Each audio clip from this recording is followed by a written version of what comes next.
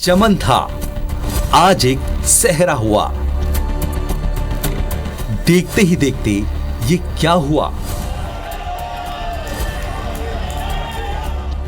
सत्ताधारी कांग्रेस के जज्बात आज इन्हीं लफ्जों में सिमटे नजर आ रहे हैं।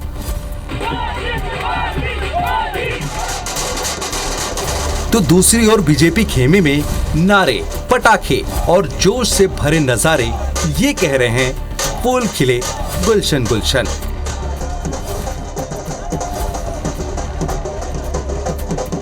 लोकशाही की ये जादूगरी है कि माया का मेला है, 5 साल का खेला है। छत्तीसगढ़ में चुनाव की बिगुल बजते ही अटकलों का जो कुहासा छाने लगा था वो छट चुका है। जनादेश का सूरज पूरी प्रखरता के साथ उदित है। परिणाम साफ है, जनमत स्पष्ट है।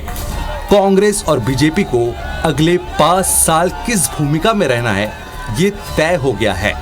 रिजल्ट से आंकड़ों के अलावा और जो निकला है उसके कई मायने निकल रहे हैं और कई आगे भी निकाले जाएंगे। पर असल सवाल ये है कि बीजेपी अगर कामयाब हुई तो कौन से वो अहम कारण हैं जिसने सत्ता की राह निकाली। कांग्रेस अगर हारी तो किन वजहों ने उसके लिए राजपथ का रास्ता अवरुद्ध किया। सवाल ये भी कि बीजेपी की सफलता के सारथी कौन हैं? कौन है वो चेहरे जो इस वक्त जीत की रोशनी में दमक रहे हैं? दूसरी ओर कांग्रेस अगर मायूस है तो उसे इस मायूसी की गर्द में पहुंचाने वाले किरदार कौन हैं? ये सवाल भी अब सियासी आसमान पर मुंह पाए खड़ा हुआ है। Bureau report, IBC 24। नमस्कार, IBC 24 देख रहे हैं आप और मैं हूं आपके साथ अविनाश कर। छत्तीसगढ़ का जनादेश, परिवर्तन का आदेश। अब औपचारिकताएं केवल बाकी हैं। ये परिणाम है विशेष। इस परिणाम की रोशनी में सियासत के नए शिखर उभर रहे हैं। कुछ चेहरे चमक उठे हैं तो कुछ चेहरे धुंधले हो गए हैं। महज कुछ ही घंटों में सत्ता की तस्वीर बदलती कैसे है, इसकी बानगी एक बार फिर देखने को मिली। 2018 में जो कहानी कांग्रेस ने लिखी थी, 2023 में वही कहानी बीजेपी ने लिख दी। तो लगातार जो नतीजे आए हैं छत्तीसगढ़ में वो प्रत्याशित थे, अप्रत्याशित थे। इसी खबर पर हमारे साथ लगातार सहयोगी भी जुड़े हैं। कांग्रेस की तरफ से धनंजय जी जुड़े हैं, बीजेपी की तरफ से संजय श्रीवास्तव जी हमारे साथ जुड़े हैं, वरिष्ठ पत्रकार बाबूलाल जी भी हमारे साथ इस वक्त जुड़ चुके हैं। धनंजय जी, आपका सबसे पहले रुख करेंगे। अभी थोड़ी देर पहले पूर्व उप मुख्यमंत्री TS सिंहदेव हमारे साथ जुड़े थे। उन्होंने कहा है कि हार की जिम्मेदारी जो जितने बड़े पद पर था उसकी जिम्मेदारी उतनी बड़ी है, उतनी अहम है। तो क्या सरगुजा में जो 14 सीटें हार गई है कांग्रेस, उसके लिए TS सिंहदेव जिम्मेदार हैं और छत्तीसगढ़ की जिम्मेदारी पूर्व मुख्यमंत्री भूपेश बघेल की? देखिए अभिलाष जी, माननीय TS सिंहदेव जी ने किस विषय में बातें कही है, कब बातें कही, मुझे इसकी जानकारी नहीं है। लेकिन चूंकि यहाँ पे हार हुई है जी, और हार की वजह हम तलाशेंगे कि आखिर हार की वजह क्यों है। और लगातार आप देखेंगे हमारी सरकार ने यहाँ पे जनता खरीद के वादे को पूरा करने का काम किया है। बेहतर प्रदर्शन हमारे प्रत्याशियों ने किया है। हार का अगर अंतर आप देखते हैं तो टाइट फाइट बहुत जगह रहा है। तो ये भी नहीं कह सकते कि हम बुरी तरीके से हारे, लेकिन हार तो हार होता है, चाहे वो 1 वोट से हो चाहे 1000 वोट से हो। तो हम उसकी समीक्षा करेंगे तभी हम उस निष्कर्ष पर पहुंच पाएंगे कि इसको किसके लिए क्या जिम्मेदारी थी, क्या किस कारण से हम चुनाव पर हारे हैं, उसकी वजह क्या रही है, तभी हम निष्कर्ष में निकल पाएंगे। क्योंकि सारे सीटों का अगर आप आकलन देखते हैं, कुछ एक सीटों में देख लिया जाए तो ही लीड कुछ ज्यादा है, बाकी सीटों में टाइट फाइट नजर आ रही है। जब TS सिंहदेव जी यहाँ पे देखते हैं तो लगभग 94 वोटों से उनकी हार हुई है। बस्तर में एक सीट हम 16 वोट से हारे हुए हैं। तो हमारे प्रत्याशियों ने बेहतर प्रदर्शन किया है, मतदाता हम पर भी भरोसा की है। और वोट का अंतर भी अगर आप देखते हो तो 1% का ही अंतर है भारतीय जनता पार्टी और कांग्रेस के वोट में। तो ये भी कहना गलत होगा कि हम ठीक से लड़ाई नहीं लड़ पाए या जनता ने हमें सहयोग नहीं किया, जनता ने हमें आशीर्वाद नहीं दिया है। हमें जनता ने भी आशीर्वाद दिया है, सभी का सहयोग रहा है। अच्छा, आकलन वाली बात आप कह रहे हैं, लेकिन 75 पार का नारा देने वाली कांग्रेस अगर लगभग उसके आधे भी नहीं पहुंच पाई तो ये क्या रणनीतिक भूल थी या ओवर कॉन्फिडेंस था? देखिए, हम 75 पार का जब नारा देते हैं तो हम जो 5 साल में हमने काम किया है और हमारे पास जो चेहरा है मुख्यमंत्री भूपेश बघेल का चेहरा जो था और 5 साल में जो हमने काम किया वो हमारे पास काम थे, उसके साथ घोषणा पत्र भी था। स्वाभाविक सी बात है, जो व्यक्ति काम करता है उस पर कॉन्फिडेंस रहता है। हम उसी कॉन्फिडेंस के आधार पर हमने यहाँ पे 75 सीट का नारा दिया था। और मैंने एक बात आपसे जो कहा है कि अगर जो जहाँ पे हमारी हार हुई है उसके अंतर को आप देख लीजिए। ये नहीं कह सकते कि भारतीय जनता पार्टी एकदम ही बूम करते हुए सामने आई है। कुछ ही सीट को छोड़ दिया जाए तो हार और जीत का जो फैसला देख लीजिए, वोटों का प्रतिशत देख लीजिए, मात्र 1% 100% का अंतर है कांग्रेस और भाजपा के वोटों में। चलिए संजय श्रीवास्तव जी, आपने तो पक्ष भी सुन लिया। आपके लिए तो खुशखबरी है, आपके लिए तो अच्छी खबर है, आप सरकार में आ गए हैं। लेकिन धनंजय जी कह रहे हैं कि वोट प्रतिशत कम है तो उन्हें भी जनता का समर्थन तो मिला है, ऐसा क्लीन स्वीप वोट परसेंटेज के लिहाज से तो उनका नहीं है, ये कह रहे हैं कांग्रेस के प्रवक्ता।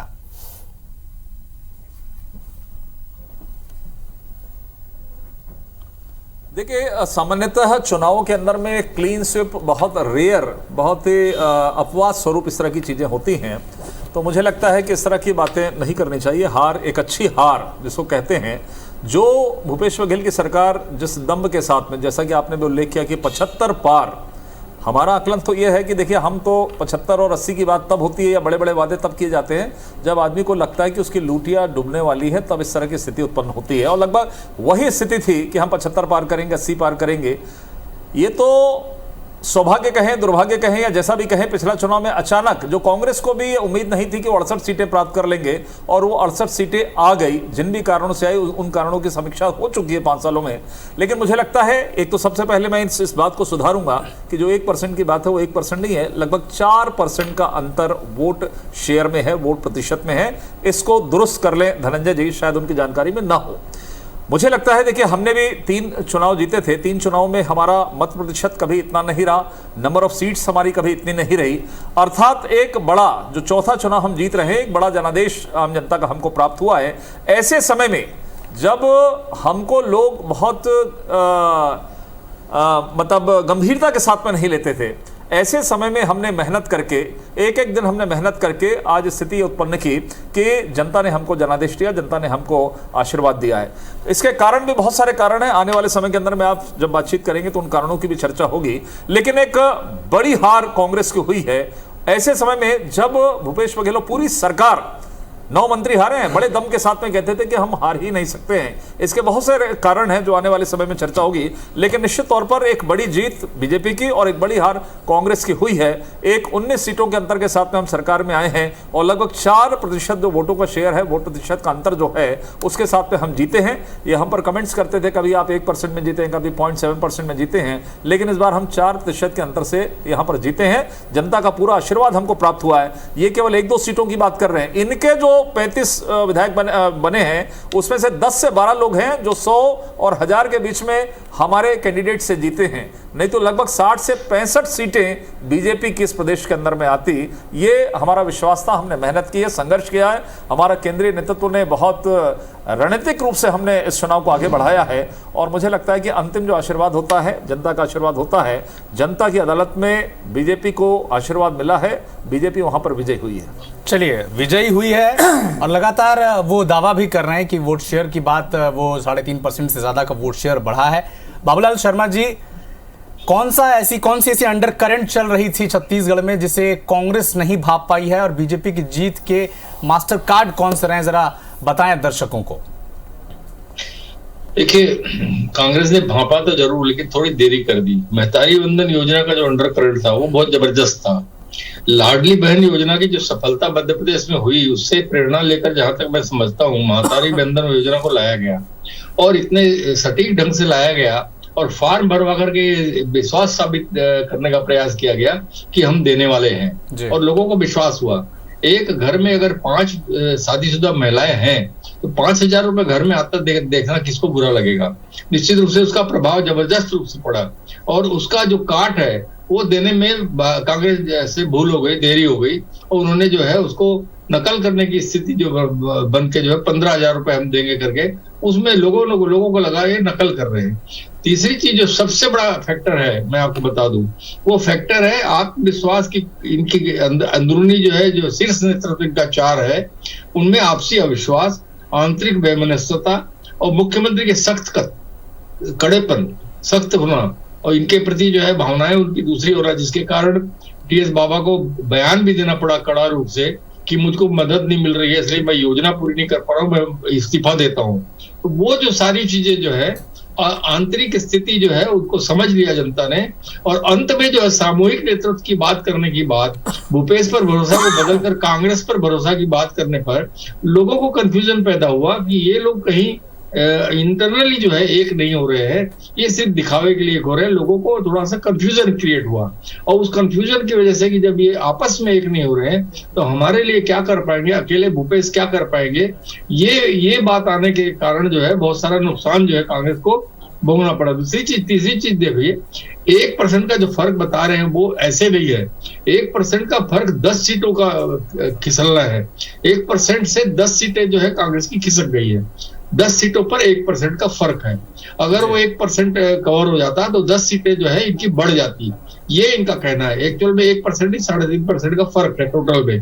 तो निश्चित रूप से जो है भारतीय जनता पार्टी को जनादेश मिला है, और वो सरकारी बाबूलाल जी, एक छोटा सवाल आपसे ये है कि जो 22 टिकट कटे थे कांग्रेस विधायकों के, क्या उसके बाद वो जो मैसेज गया था बीजेपी में कि इन 22 टिकट जो कटे हैं उससे एक लाभ मिला है, क्या एडवांटेज मिला है क्या बीजेपी को, कि अगर आपकी 71 विधायक हैं और उनमें से अगर आप 22 लोगों की टिकट काट देते हैं तो एक मैसेज गया क्या सामने वाली विपक्षी खेमे में?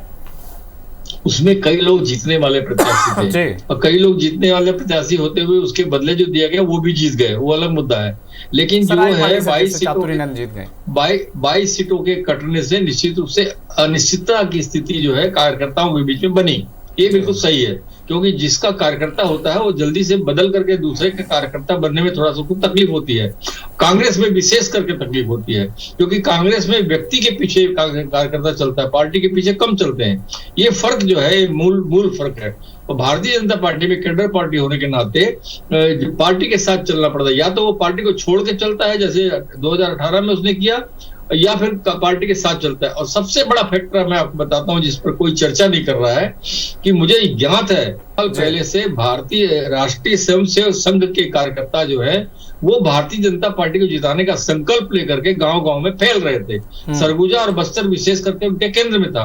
उनकी जो मेहनत है वो साफ ये रंग लाई है। और बस्तर में तो क्लीन स्वीप कर दिया बीजेपी ने, जबकि माफ कीजिएगा सरगुजा में क्लीन स्वीप कर दिया, और बस्तर में 12 में से 8 सीटें जीतकर ये जो दोनों द्वार खोल दिए जीत के बस्तर सरगुजा से, इसका नतीजा सबके सामने।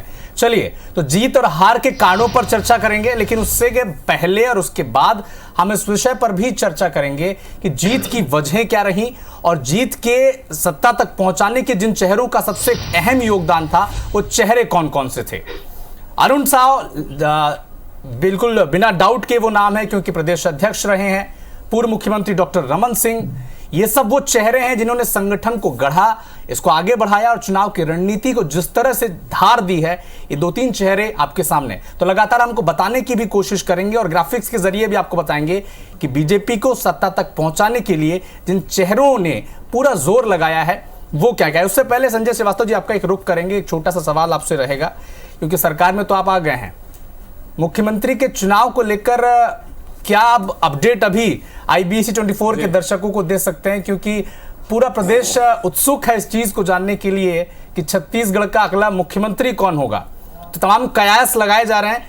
मैं आपसे सवाल पूछ रहा हूं और अपडेट बताएं कि आपके खेमे में अभी क्या चल रहा है।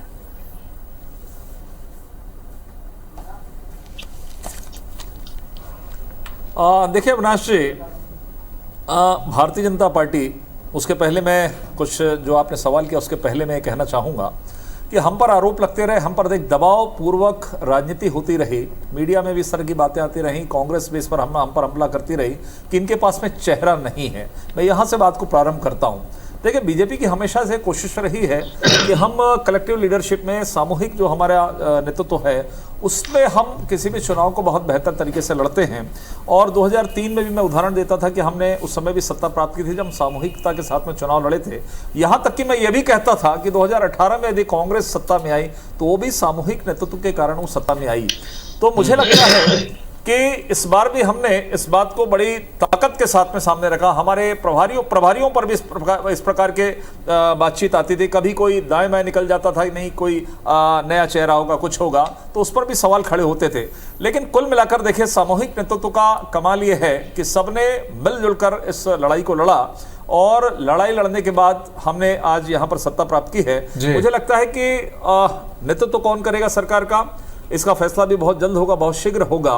और विधायक दल का ये अधिकार का मामला है कि विधायक दल, और साथ ही साथ मैं बिल्कुल नकारता नहीं कि केंद्रीय नेतृत्व तो नहीं रहेगा उसमें।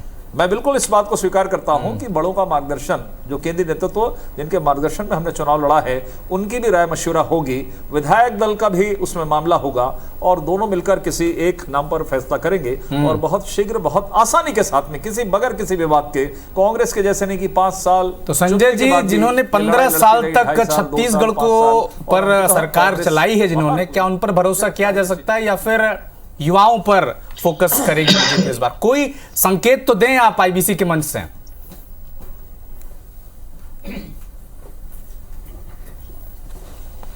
देखिए, राजनीति में और किसी भी सरकार को चलाने में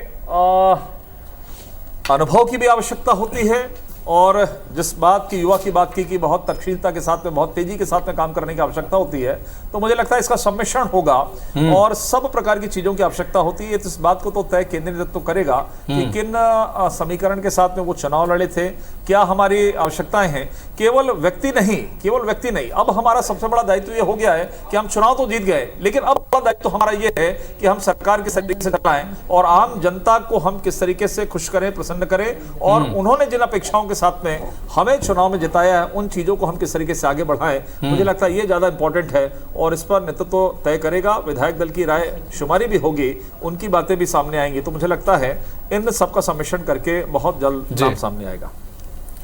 चलिए, तो केंद्रीय नेतृत्व तय करेगा, विधायकों की सहमति रहेगी। घुमा फिरा कर अभी फिलहाल संजय श्रीवास्तव जी डिफेंसिव जवाब दे रहे हैं। धनंजय जी, आपका रुख करेंगे क्योंकि कांग्रेस को अप्रत्याशित लग रही है ये जीत, लेकिन क्या 24 घंटे 12 घंटे से ज्यादा का वक्त बीत चुका है नतीजे आने के बाद, कोई इंटरनल असेसमेंट हो पाया है? क्योंकि दो बड़े चेहरों के नाम पर फिलहाल छत्तीसगढ़ में चुनाव लड़ रही थी कांग्रेस, और सरगुजा में तो क्लीन स्वीप कर दी बीजेपी ने। और डिप्टी सीएम जो थोड़ी देर पहले हमसे बात कर रहे थे, जो वो कह रहे थे कि जो हार की जिम्मेदारी जिसके पास बड़ा चेहरा है, जिसके पास बड़ा फेस था, जिसके पास जितनी बड़ी जिम्मेदारी थी, हार की जिम्मेदारी भी उनकी उतनी ही होगी।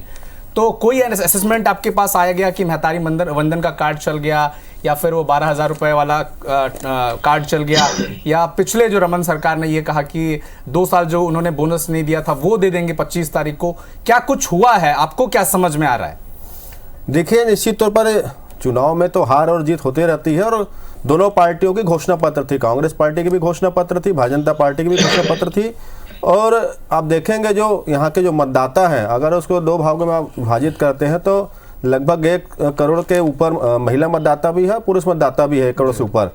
स्वाभाविक सी बात है, जो भारतीय जनता पार्टी ने महतारी वंदन योजना के नाम से जो फॉर्म भरवाने का काम किया है, अभी तो वो फॉर्म ही है, उसमें आगे क्या होगा बात का विषय है। तो मुझे ऐसा लगता है थोड़ी बहुत महिलाओं को उन्होंने प्रभावित उसमें कर लिया है, तो महिला वोटर्स कहीं ना कहीं ऐसा लगता है कि ज़्यादा मात्रा में भारतीय जनता पार्टी की तरफ शिफ्ट हुआ है। इसका भी एक परिणाम हो सकता है, क्योंकि थोड़ा सा मैं आपको इसलिए रोकना चाहूंगा क्योंकि धनतेरस के दिन कांग्रेस पार्टी ने भी ये जारी कर दिया था कि 15,000 रुपए आप भी सालाना महिलाओं को देंगे। तो क्या महिलाओं ने कांग्रेस पर भरोसा नहीं जताया? क्योंकि अगर कंपेयर किया जाए, तुलना किया जाए दोनों की बातों की, महिलाओं के लिए तो वो 12,000 रुपए देने की बात कर रहे थे, आप 15,000 देने की बात कर रहे थे, तब भी अगर आपकी तरफ महिलाएं शिफ्ट नहीं हुई है तो क्या महिला कांग्रेस पर भरोसा नहीं कर रही थी?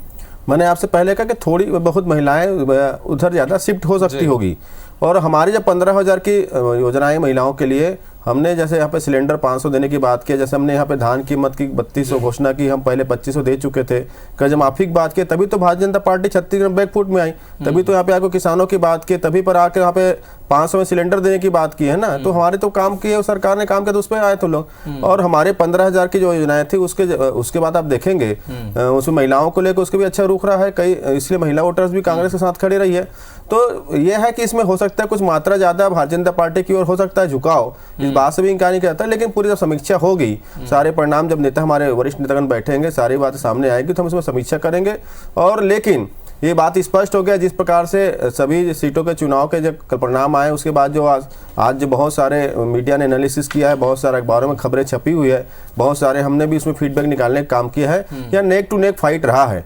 किसी भी, जैसे कि अभी बाबूलाल शर्मा जी ने बताया कि जिसका जिक्र मैंने किया था कि 1% वोट से 10 सीटें हमारी खराब हुई। संजय श्रीवास्तव जी ने बताया कि 30 सीटें ऐसे हैं जिसमें 100, 150, 200 वोट में हुई है। तो फाइट तो रहा है, क्योंकि किसी को क्लीन स्वीप नहीं मिला है और एक मजबूत लड़ाई कांग्रेस पार्टी ने भी लड़ने का काम किया है और जिधर कुछ ज्यादा झुकाव था उधर विजयी हो चुके हैं। और ये भी तय है कि हार हार होती है और जीत जीत होती है। तो हम हार है, हम हार को स्वीकार किए हैं और हमें विपक्ष का अवसर दिया जनता ने, हम उसमें बैठेंगे, हम जनता की आवाज उठाएंगे।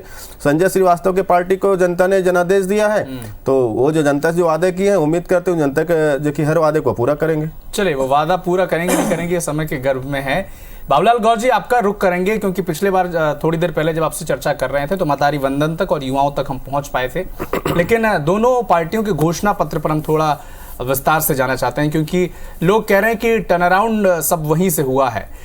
तो जब तुलनात्मक अध्ययन हो रहा था बाबूलाल जी, और जब कॉलम में भरा जा रहा था कि महिलाओं के लिए कांग्रेस ने क्या किया है, बीजेपी ने क्या किया है, युवाओं के लिए कांग्रेस ने क्या वादा किया है और बीजेपी ने क्या, कांग्रेस और दोनों पार्टियों के जब तुलनात्मक अध्ययन हो रहा था तो कमोबेश सभी बिंदु आसपास थे। और जब ये गैप देखने को मिला कि 35 पे आकर कांग्रेस रुक गई और बीजेपी 54 तक जा पहुंची, तो मोमेंटम शिफ्ट कहां पर हुआ है, इसका कोई असेसमेंट आपके पास है? देखिए, घोषणाएं आप ध्यान से देखेंगे तो लगभग दोनों की एक जैसी हैं जी। एक कर्जा माफी का ब्रह्मास्त्र इनके हाथ में अलग से था जी, और धान खरीदी में 100 रुपए का फर्क और 1 क्विंटल का फर्क था, जिसमें 1100 रुपए ज्यादा मिलने की उम्मीद जो है। पास कर्ज माफी वाला ब्रह्मास्त्र था और बीजेपी के पास 2 साल का बोनस वाला ब्रह्मास्त्र था। 2 साल का बोनस वाला ब्रह्मास्त्र था जो रमन सिंह के कहने पर रमन सिंह जी ने सुझाया कि अच्छा, बोनस हमने नहीं दिया था, उसका नुकसान हमने पिछली बार भुगता था, इस बार हम भी अगर देने का वादा करते हैं तो बहुत फायदा होगा, तो वो उसको शामिल किया गया। तो जो इन्होंने, आप ध्यान से देखिएगा तो जितनी भी योजनाएं जो भारतीय कांग्रेस ने जो है राहुल गांधी, प्रियंका गांधी और स्वयं भूपेश बघेल के भाषणों में जो है, आम सार्वजनिक भाषणों में जो घोषणा कर दी थी, वही जो है लगभग 19-20 करके भारतीय जनता पार्टी ने अपने घोषणा पत्र में लिया, सभी को कवर किया और थोड़ा घटा बढ़ा के किया। और उसके बाद जब घोषणा पत्र आया तो जितनी घोषणाएं उन्होंने की थी कांग्रेस ने, एक पीजी वाली बात भी जो उन्होंने घोषणा में कर चुके थे, सब चीज उन्होंने ली। लेकिन जो है महतारी वंदन योजना एक ऐसी योजना आई जिसका जो है तोड़ कांग्रेस ने पहले नहीं दिया था, और जब उन्होंने दिया तो देर हो चुकी थी, पहले से बात चुनाव खत्म हो चुके थे, 20 सीटें वहां से चली गई। हाँ, वो अपनी बात को ठीक से पहुंचा नहीं पाए और पहले चरण में जो है इनको गेन हो गया। ये जो गेन समझ करके जो उन्होंने 15,000 का घोषणा किया, और देखिए ये प्रयोग धर्मी पार्टी है भारतीय जनता पार्टी, और बड़ा शोध करके कोई काम करती है। आप ध्यान से देखिएगा ना तो आपको लगेगा कि इनकी रणनीति बड़ी तगड़ी होती है। आप एक छोटा सा उदाहरण बताता हूँ आपको, इनका शोध देखिए, इनकी सूक्ष्मता देखिए। राम कुमार टोप्पो, एक सीआईएसएफ का जवान को रेजिग्नेशन दिलवा करके जो है ये विधायक बना देते हैं एक बड़े अमरजीत भगत मंत्री के सामने, और जहां से कांग्रेस पार्टी नहीं हारी थी। मगर इनका शोध समझिए, इनका शोध। अच्छा, आप रणनीति पर बात करें बाबूलाल जी, एक छोटा सवाल आपके पास लेकर जा रहा हूं कि छत्तीसगढ़ में मोदी शाह की रणनीति, मोदी शाह का चेहरा भूपेश के भरोसे पर भारी पड़ गया। बिल्कुल, इससे पहले जो डिस्कशन आप कर रहे थे, जो बिंदु बता रहे थे, घोषणा पत्र तो सबका सेम था, कांग्रेस ने सारे वादे पूरे कर दिए थे जो उसने घोषणा पत्र में किए थे, लगभग शराबबंदी वगैरह को छोड़ दिया जाए तो। क्या जो मोदी शाह का चेहरा था और उनकी जो गारंटी थी, जो बार बार मंच से जाकर नरेंद्र मोदी आह्वान कर रहे थे कि मोदी की गारंटी पे भरोसा रखो, क्या भारी पड़ गया कांग्रेस पर, भूपेश बघेल पर? देखिए, कांग्रेस के चारों शीर्ष नेताओं का अंतरकलह सबको समझ में आ गया था। उसके साथ मोदी की गारंटी आई तो लोगों ने सोचा मोदी पर एक बार विश्वास करके देखा जाए। एक तो ये बात हुई। दूसरी चीज, जितने ओरेटर इनके पास हैं, प्रभावशाली बोलने वाले हैं, वो सारे के सारे लोग छत्तीसगढ़ के अंदर में थे। आपको ध्यान होगा, एक आ रहा था, एक जा रहा था, ये तक नहीं समझ में आ रहा था कि कौन आ गया कौन चला गया। दूसरे दिन अखबारों में पता लगता था कि रविशंकर प्रसाद आए थे, फिर चले गए, फिर आ गए, अमित शाह आ जाए, कल आए, कल परसों चले गए, 3 दिन बैठक की। मैंने वह की स्थिति में ये भी नहीं समझ में आ रहा था कौन आ रहा है, कौन जा रहा है, कौन कहाँ भाषण दे रहा है। योगी आदित्यनाथ बस्तर में आ गए, फलानी जगह आ गए, ढिकानी जगह, बाद में दूसरे दिन अखबार में पता लगता था। तो ये जो महत्वपूर्ण चीज है, और आप देखिए आज अखबारों में रंगा हुआ है कि जहां जहां मोदी ने भाषण दिया 100% सफलता मिली, सारे के सारी माने सीटें उनको मिली है। जहां जहां अमित शाह ने दिया उसमें से 90% सीटों में सफलता मिली। ये एक बहुत महत्वपूर्ण फैक्टर है कि प्रभावशाली बोलने वाले लोग जो है वो कांग्रेस में कम रहे, और जो बाकी शीर्ष नेता है भूपेश बघेल के अलावा 3 जो बड़े नेता थे वो अपने अपने क्षेत्र में सीमित रह गए। टीएस बाबा सरगुजा में सीमित रह गए और भूपेश बघेल अकेले दौड़ते रहे पूरे प्रदेश भर में। इसका भी बड़ा दुष्प्रभाव जो है वो पड़ा है। भूपेश बघेल अकेले जो है बिल्कुल बाबूलाल जी। तो संजय श्रीवास्तव जी, आपने बाबूलाल गौर जी को सुना, आपने धनंजय जी को सुना, शर्मा जी सॉरी संजय जी जो दावे लगातार एग्जिट पोल कर रहे थे, सभी को धता बता कर सरकार में आ गए। तो आपसे सवाल यही है कि आपको उम्मीद थी कि इस एग्जिट पोल को तोड़ते हुए आप 55 तक पहुंच जाएंगे?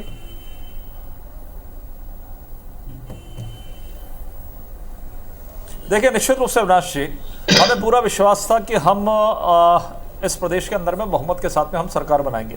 हम कोई बहुत बड़ी बात नहीं कर रहे थे कि हम 60 जीत जाएंगे, 70 जीत जाएंगे, 80 जीत जाएंगे, लेकिन हमें ये पूरा विश्वास था कि हम कंफर्टेबल विन करेंगे और बहुत आसानी के साथ में हम इस प्रदेश के अंदर में सरकार बनाएंगे।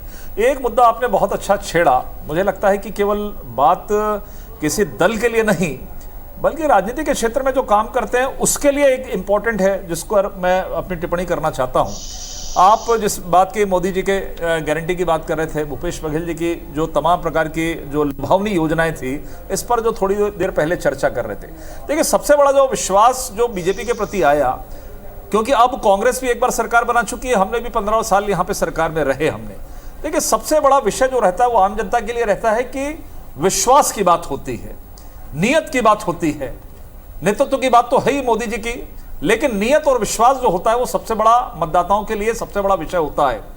आपका मैं आज भी इस बात को कहता हूं यहां पर बैठकर, हमारी सरकार में आने के बाद भी, कि जो कांग्रेस का जो घोषणा पत्र था, इन्होंने तमाम प्रकार की चीजें, उदाहरण के लिए एक बात बता रहा हूं कि जैसे हमने 12,000 की बात करी, हमने एक योजना बनाई कि 1,000 रुपए हम महीना किसी महिलाओं को देंगे। यह केवल इसलिए कि हम ज्यादा यदि मतदाताओं को दे देंगे तो हमारे तरफ वोट शिफ्ट हो जाएगा, महिलाओं को वोट शिफ्ट हो जाएगा। यह नियत कांग्रेस की है। आप जबकि पुराने घोषणा पत्र के आधार पर आपको सबसे ज्यादा वोट महिलाओं और युवाओं ने दिया था पिछली बार, कि आपको शराबबंदी के नाम पर महिलाओं ने वोट किया, आपको बेरोजगारी भत्ते के नाम पर युवाओं ने वोट किया, आपको स्व सहायता समूह की बहनें जो बड़ी मात्रा में छत्तीसगढ़ में काम करती हैं उन्होंने ऋण माफ करने के नाम पर वोट दिया। लेकिन आपने धता बता दिया शराबबंदी के नाम पर। तो ऐसे ऐसे बयान आए अविनाश जी कि यह तो कोई मुद्दा ही नहीं है, यह तो मजाक का विषय है, इस पर हम विचार कर ही नहीं सकते। और तो और कोविड के समय होम डिलीवरी तक किया गया और उस पर जवाब क्या आता था? अरे भाई, कोई स्प्रिट पीकर 2 मौतें आई, लेकिन वो 2000 मौत के सामने इनके लिए वो 2 मौतें बड़ी हो गई। तो मुझे ऐसा लगता है, वो कोई भी दल हो, चाहे हम घोषणा पत्र में जो चीजों को शामिल करें हैं, विश्वास और विश्वसनीयता का जो विषय है वो सबसे बड़ा विषय होता है। आप किसी मतदाताओं को 12, 15, 25 हजार देकर खरीद नहीं सकते। तमाम घोषणाओं के बाद में कर्जा माफी की चर्चा होती थी, बाबूलाल जी यहां पर बैठे हैं, कि कर्जा माफी बहुत भारी पड़ने वाला है बीजेपी के ऊपर में। हम भी थोड़ा सा इसमें सहमत थे कि कहीं हमारे ऊपर कर्जा वाला विषय ना पड़ जाए, लेकिन बाहर मतदाता, मैं मानूंगा इस बात को कि इस तरह के लालच में मतदाता नहीं आता। वो देखता है, चेहरा देखता है कि आखिर कौन इन घोषणाओं को पूरा कर सकता है। इन पे तो विश्वास का संकट था पूरा 5 साल, आपस में ही रहा, इनके 4 नेताओं के बीच में रहा। तो ये हमारी बातें क्या पूरी करेंगे? चलिए संजय जी, इसका जवाब धनंजय जी से ले लेते हैं। को इस तरह के चुनावों के अंदर में यदि हम घोषणा पत्र के आधार पर आते हैं जी धनंजय जी से इसका जवाब ले लेते हैं। बहुत सारी बिंदुओं को छू लिया संजय जी ने। धनंजय जी, सीएम भूपेश बघेल और टीएस सिंहदेव के बीच जो मीडिया में चर्चा चलती रही कि 2.5 साल का फॉर्मूला, या फिर जो जिक्र किया संजय श्रीवास्तव जी ने कि शराबबंदी का जो वादा आपने किया था वो अधूरा रह गया, क्या ये कांग्रेस के खिलाफ चला गया? ये जो 5 साल तक, जब से शुरू हुई 18 की सरकार, हर दूसरे दिन तीसरे दिन ये बात चलती रही कि 2.5 साल का फॉर्मूला है। 2.5 साल जब हो गए तब परेड करा दी गई दिल्ली में। शराबबंदी को लेकर जब सवाल पूछा गया तो ये कह दिया गया कि ये सामाजिक एक फैसला है, समाज को इसके ऊपर है। तो ये सब मुद्दे जो क्या थी, ये कांग्रेस के खिलाफ चले गए क्या? देखिए, सबसे पहली बात, हम अगर चर्चा कर रहे हैं तो जैसे संजय श्रीवास्तव ने विश्वास, भरोसा, नेतृत्व को लेकर बहुत बड़े बड़े सत्संग किए। अभी देखिएगा, यही तो भारतीय जनता पार्टी थी ना। अगर 2100 धान की कीमत और 300 बोनस देते तो 15 सीट में नहीं सिमटते। हमने 25 रुपए दिया, उसको रोकने का काम नरेंद्र मोदी की सरकार ने किया, ये भी सब पूरा देश को पता है। हमने कर्ज माफी किया 20 लाख किसानों को। और ये बोनस की बात करते हैं कि हम पिछला बोनस को देंगे, तो आपके चैनल के माध्यम से प्रदेश के किसानों को बता देता हूं या कैसे भारतीय जनता पार्टी ने किसानों को फंसाने का काम किया है। ये बात की पिछला बोनस हम देंगे, पिछले बोनस मतलब 2 साल का बोनस। 2 साल के दौरान 7.5 से 8 लाख किसान ही धान बेचा करते थे, उनका बोनस का बकाया मतलब 2 साल में 16 लाख किसान होते हैं। आज कर्ज में कितने किसान थे इस प्रदेश में? इस बार 24 लाख से अधिक किसानों का कर्ज था। तो एक फंसा लिया किसानों को। अच्छी बात है, किसानों पे भरोसा किया होगा, हम शुभकामनाएं प्रेषित करते हैं। और विश्वास की बात कर रहे थे नरेंद्र मोदी जी, अगर 31 और छत्तीसगढ़ में बात करते हैं तो देश के प्रधानमंत्री हैं। उन्होंने तो 2014 में घोषणा किया था किसानों को आय बढ़ाने का। उन्होंने घोषणा किया था कि आमदनी बढ़ाएंगे और उनको लागत मूल्य देंगे, तो वो पूरा तो नहीं हुआ ना। तो हम लेकिन ये उम्मीद करते हैं कि भारतीय जनता पार्टी यहाँ पे फिर दगा किसानों को नहीं देगी। 31 रुपए धान कीमत और 21 क्विंटल धान वो खरीदी करेगी। और भी घोषणा इन्होंने किया, 25 तारीख का टाइम दिए हैं, किसी को और तारीख का टाइम दिए हैं। उन तारीख में भी अभी इनकी सरकार नहीं बनी, इसलिए इसमें ज्यादा कुछ चर्चा करना उचित बात नहीं है।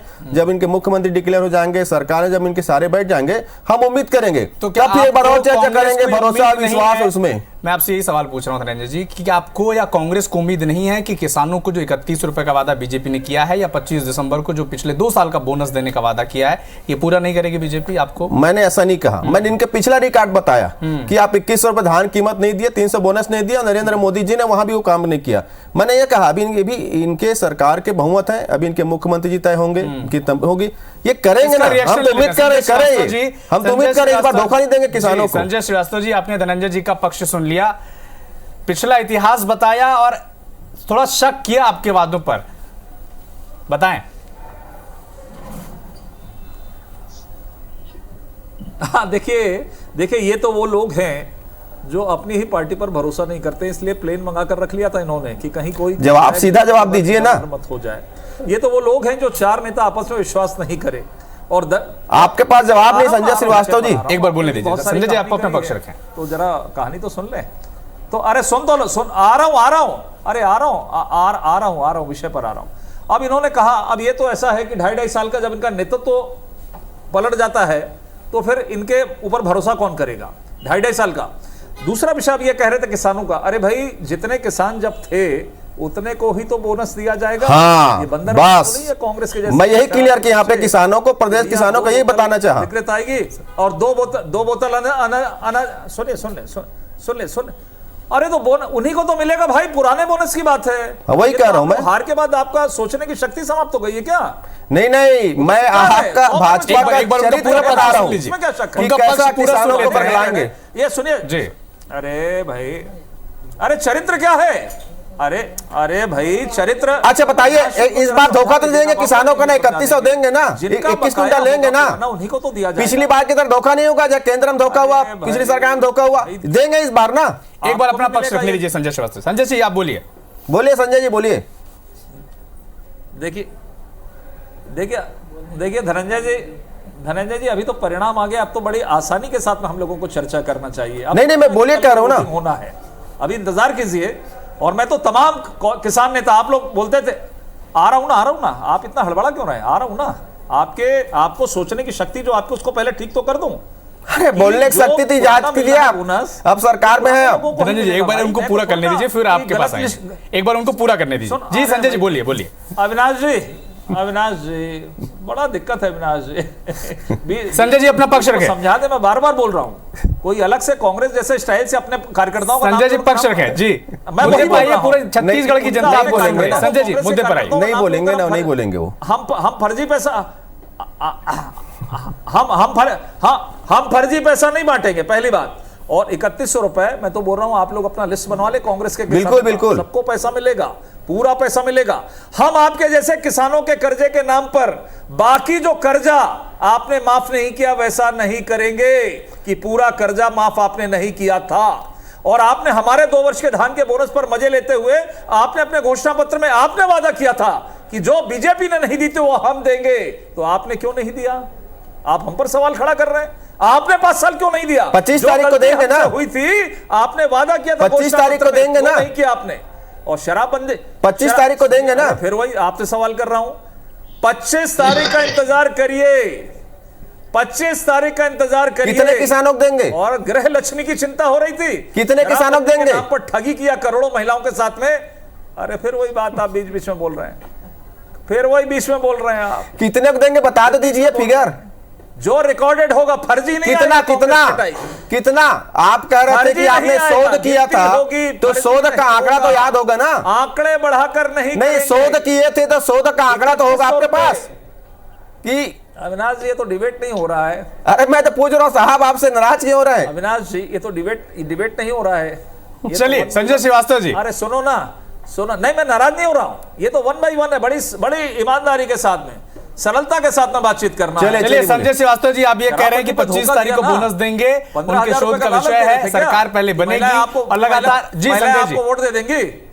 नहीं मिलेगा वोट, लेकिन जनता को जो चोट लगेगा उसके लिए आगाह तो कर दूं मैं। संजय जी, बाबूलाल शर्मा जी, आपका बहुत बहुत शुक्रिया। तमाम दावों और वादों के बीच अब छत्तीसगढ़ में सरकार बन चुकी है बीजेपी की। आप सभी मेहमानों का बहुत बहुत शुक्रिया। IBC 24 number 1 news channel in Madhya Pradesh, Chhattisgarh.